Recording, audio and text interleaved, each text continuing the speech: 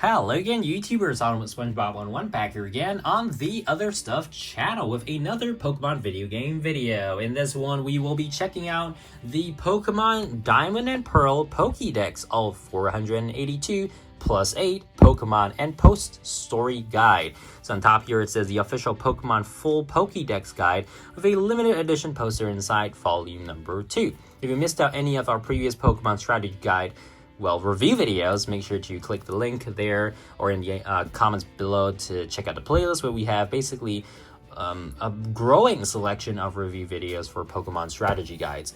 Alright, so just to give you guys a quick look at the cover here, we do have this being published by Prima Games as well, just like Volume 1 was.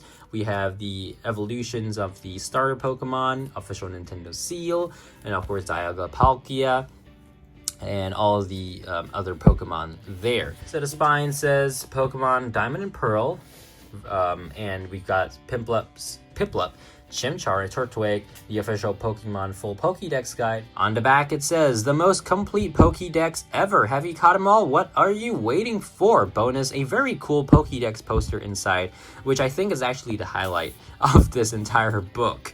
And for the bottom here, you guys can just pause and read if you want to. It cost $19.99 when it was first released, and Pokemon USA Inc. So now we can set the book down and take a look page by page at what this book has to offer. We start off with a whole bunch of sprites for the Pokemon, which is really cool. The official Pokemon full Pokédex guide published by Prima Games. So yeah, this book is slightly yellower just because of aging. But anyways, it should still hold up perfectly fine. So let's keep going. Section 1, Introduction. Now, one thing I thought was really cool is there is a assembly of all the Pokemon in your national dex, basically. So because this is so interesting, I just want to give you guys a closer look, box by box, all the Pokemon here. So we've gathered a visual collection of all the Pokemon and put them in by their national Pokédex number, which is really quite cool. Unknowns, and oh yeah, that's basically it. I've never seen something like this in a strategy guidebook for Pokemon before, so that's really cool. We also have a very good look at the Sinnoh region map. It's way more detailed than what we got in volume number 1, and it should be, because, well, this is sort of the post-game guide, right? So let's focus in. You can even see the, what was it called? The Battle Resort? No, it's not a Battle Resort. It's the, I can't really remember what that area is called, with Stark Mountain and all that. But anyways, we have to keep moving. Okay, Pokemon National Pokédex. So the book here is focused, of course, on the Pokédex, but there is a little bit of extra stuff in the back. So again, if you guys want to, read carefully, you can pause. But for the Pokédex section, honestly, I'll just go right through because all of this data is already available, very organized online, and I don't think I really need to, show specifically each Pokemon here. Just want to give you guys a look at what's actually in this book, so if you want to add it to your collection, you know what you can expect when you purchase a copy of this book. Unfortunately, it's probably going to be used, but then again, used stuff can always be nice if it's well kept, right? And I was talking in the previous video about how I actually had a copy of the Diamond and Pearl Strategy Guide Volume 1 about 10 years ago. And that was when I was a kid. I bought it at a used bookstore, used book fair, for $10. And I eventually threw it away just because it was like soaked or something. So it had like coffee stains on it, which is really gross. And I didn't even use it. It was just lying around collecting dust for the longest time. So I figured, I don't need it anymore.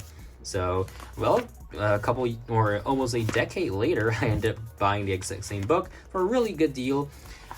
These books, the 3 of them, Platinum, Diamond and Pearl Volume 1 and Diamond and Pearl Volume 2, cost me approximately $5 each, which is really great. And also, they all came with a poster, so super good stuff. Yeah, super fantastic stuff. Okay, so we've got Mew here, and I just want to quickly show you guys what they actually say. In the Pokédex, if you look here, especially for the mythical Pokemon, they do tell you how to transfer it, but they also say it's only available through special events distributions, right? So totally makes sense. It's been the way it has been the way it is for the longest time, from its inception. That's what mythical, excuse me, I couldn't get that word out, mythical Pokemon, well, that's the way mythical Pokemon are distributed. Now, I was also talking about how a lot of the Johto Pokemon have like this very retro watercolor style art, as opposed to some of them which are just like the modern art, like Blossom here. And I'm not sure why they didn't fix it in this version in Volume 2, because they probably had more time, but they didn't. So I believe this was the case likewise in the Pokemon Platinum book, which we looked at previously 2 videos ago, or at least 2 strategy guide review videos ago.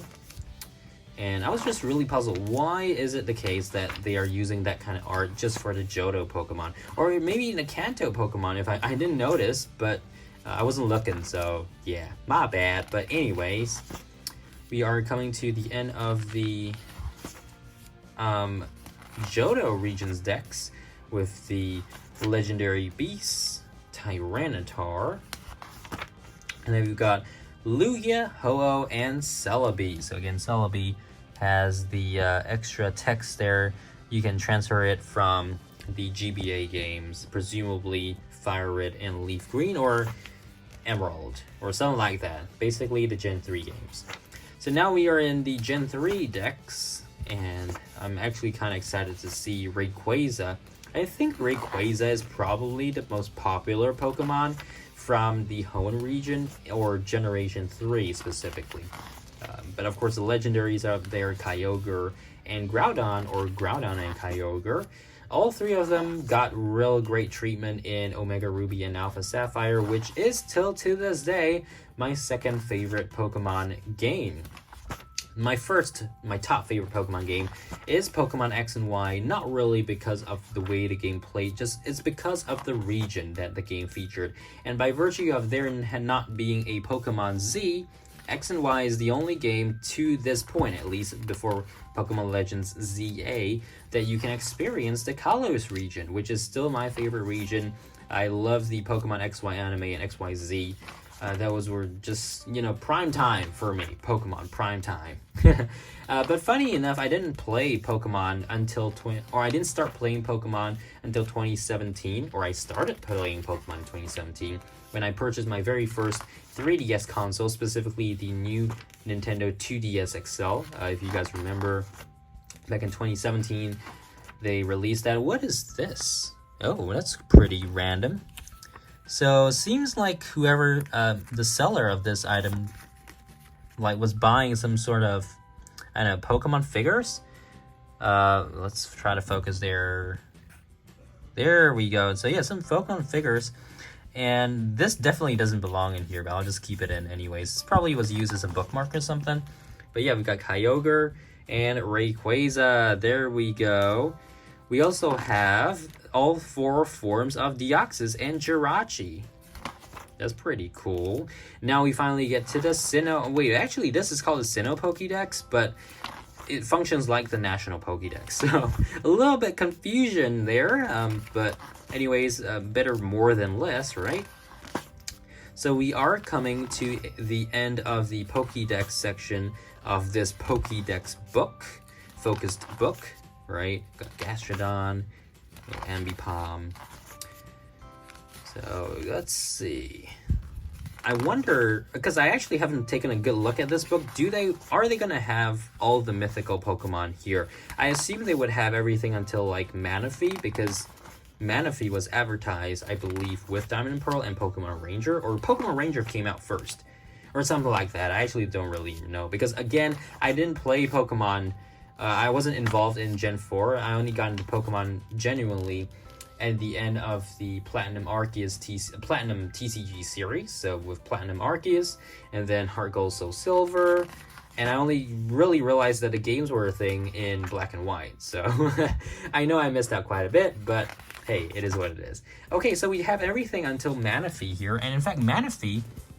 For Manaphy, they specifically tell you to complete this special mission, get back the egg in Pokemon Ranger, and then transfer the egg to your copy of Pokemon Diamond or Pokemon Pearl.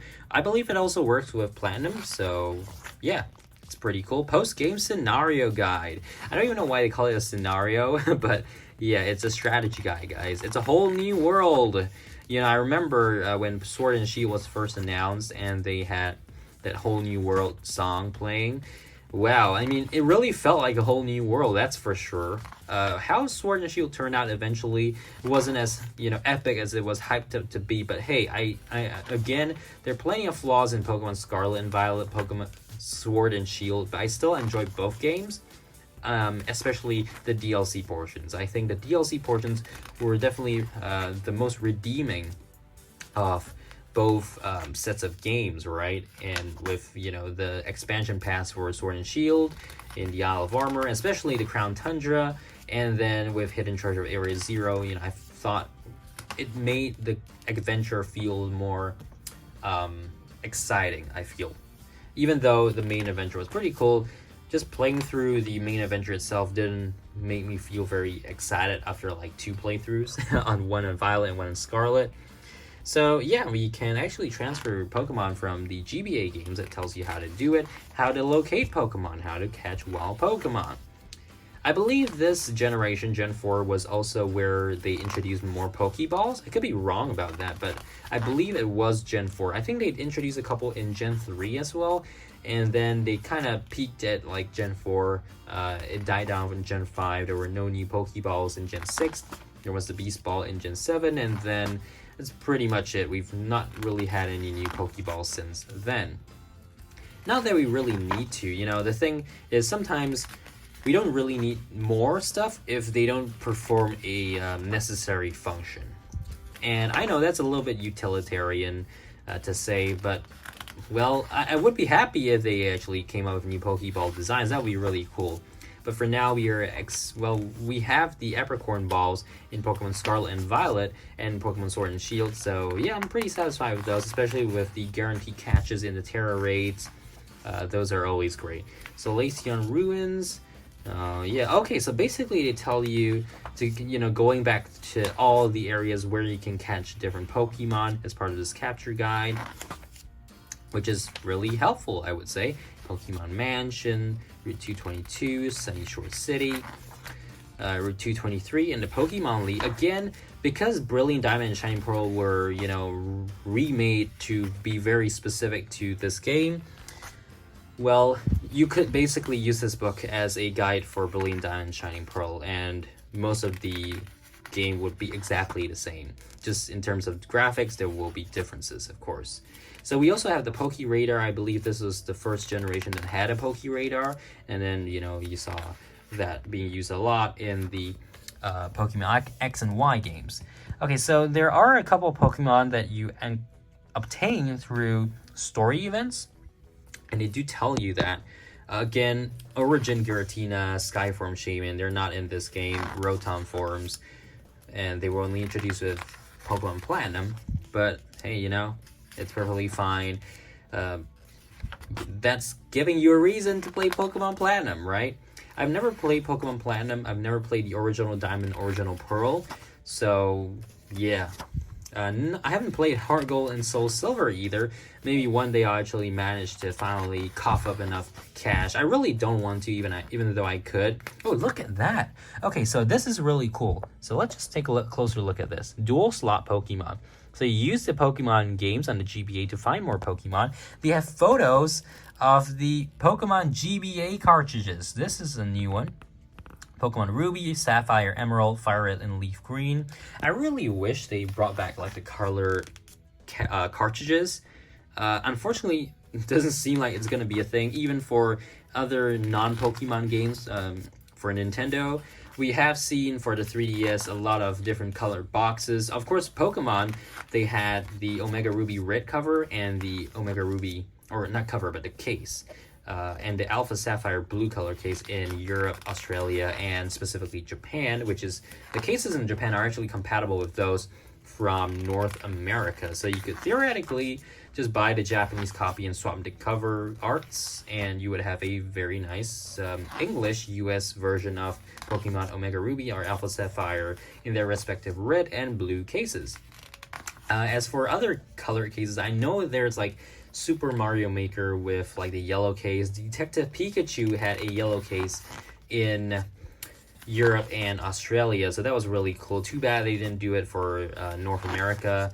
I'm not even sure if they did that for Japan. I have to look, but it might not be the case for Japan. Or if there was, that would be another way, you know, you could customize your English game just buying the Detective Pikachu copy from Japan and then swapping the case or cover art over. That'd be pretty cool to, you know, have something cool to show in your collection. Okay, so now we are at the end of the book, and I do want to flip the poster over. It is still, you know, like not torn out. But just to give you guys a quick look, it's basically what we've been seeing on the back covers, but, well, the whole Pokédex. So this is really, really cool, and I don't think I'm ever gonna like tear this out, but the fact that they had this like sprite art poster of the Pokemon from the Diamond and Pearl decks in here, really, really creative and really, really cool.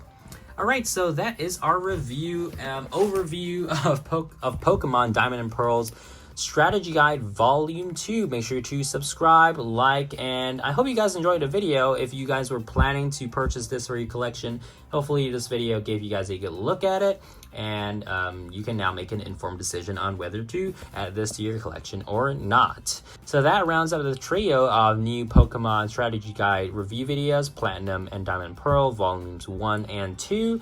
If I do find more, of course, I will make more videos for them. But for now, that's all for our strategy guides. Till next time, see you guys later. Bye!